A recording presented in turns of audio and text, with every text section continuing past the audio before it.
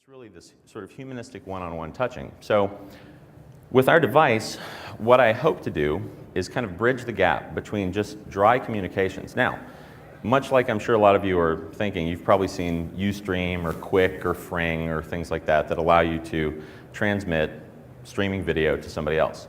That's great. The stopgap there is that would be just like you standing behind a wall and me yelling things at you and throwing photos over the corner. It doesn't work all that well. So this is our release for just the very first part of it. Now, in about 3 months, what we're going to be releasing next is a plugin of an SVGA monitor. Now, it's a very tiny compressed monitor, so it's about 23 millimeters wide, or just, a little bit under an inch wide and a little bit under an inch tall, that clips into the front of this, so you can actually see right in front of yourself, kind of Borg style. I get a lot of comments. But it truly allows you to sync with your phone and get a real person-to-person streaming interaction. So people on the other end have their phone. They can see what you're seeing. Anybody familiar with the layer augmented reality application? Ah, excellent. Okay. Now, when you take what we have a step further, the next logical movement is to allow it to really start impacting you in your interactions in everyday life. So if you have Layer, or if you don't have Layer, feel free to go to the Android store or the iPhone App Store, download Layer to your phone, and then when you're here, search for the Here, H-E-A-R app. It's an app our company put together for you guys to use at South by, and it's an augmented reality schedule. So as you move through downtown, you can see who's playing where, what's going on, and just kind of overlay it with all the buildings. It's kind of handy. We've been using it for a few days. It's pretty good. So it's the Here Austin app. So feel free. So if you're walking through downtown, say for instance at the conference, and you're trying to augment reality, what might you want to know? Well, just like our application, you'll want to know who's playing in this case, or where or when, what events are transpiring. So as you do that, most people right now, and I've seen a bunch of people doing this, myself and a lot of the other guys are pretty heavy duty into tech, you can see them walking around like this. And in days of old, it was people trying to find a cell signal. But nowadays, it's actually people trying to use augmented reality apps and see some sort of overlay and actually see what's transpiring. It's not the best thing.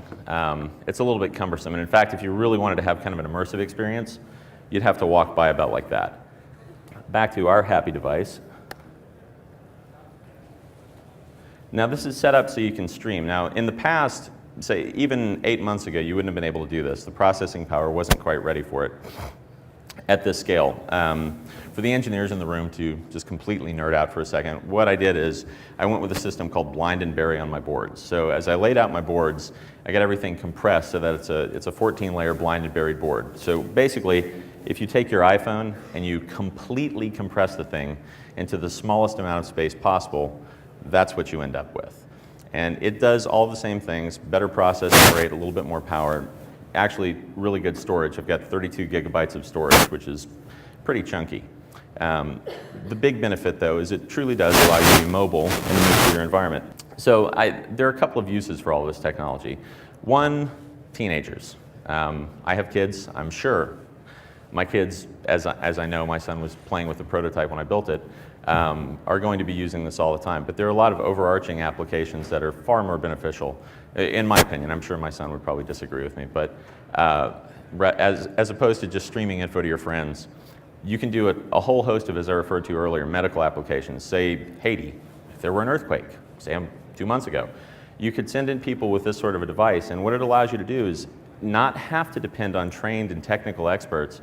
You can simply send out people who are reasonably qualified, and they can batch in to a data center where you could have a medical staff on hand. And you could allow those people to walk them through the triage process to see who's critical, to see what types of emergent care are necessary. The same thing applies to security. I'm sure that this is going to be picked up, as I've already been spoken to by some governmental people. It's going to be picked up by security, so you'll probably be seeing this very frequently in the future, milling around. Yeah? What's the battery life? Battery life's about 2.5 hours. So 2.5 hours if you're streaming. So a lot longer if you're not streaming. It's lithium ion phosphorus battery, typical setup, a little bit more charge density, not to nerd out. Okay, if you guys, if you saw the hashtag up there, it's hashtag eSee. And let's see if we've had any questions tweeted in. Okay. No? Scant tweeting. See now, just in case, I knew that this is kind of an odd topic, and I didn't know how people would take it. So I've looked at hundreds of videos, and I brought this as kind of my fail-safe, because it seems to kill it in every presentation. That's a black mock turtleneck and a pair of jeans and some running shoes. Okay, great. All right, thank you very much. I appreciate your time. Enjoy the conference. Take care.